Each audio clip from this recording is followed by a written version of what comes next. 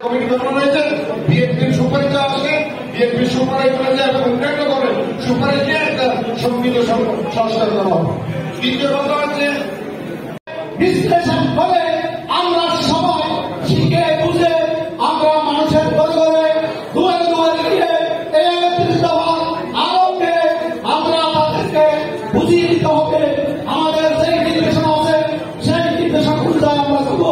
আমি আর সময় না দিতে সকল চট্টগ্রাম মহানগর বিএনপির যোগ্য আহ্বায়ক, সম্মানিত প্রধান অতিথি, চট্টগ্রাম মহানগর বিএনপির সম্মানিত আহ্বায়ক, বিসিএমের সিনিয়র সভাপতি, প্রিয় নেতা জননেতা জনাব এরশাদুল্লাহ ভাই, মঞ্চ সমন্বয়কের সদস্য,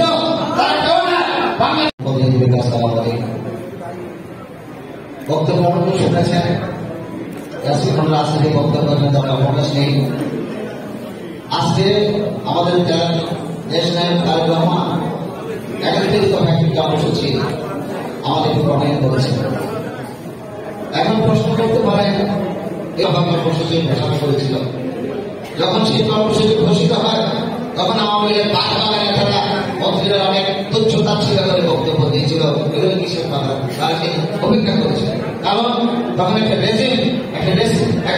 ফেসিস্ট সরকার বাংলাদেশের ক্ষমতার মধ্যে আসছিল।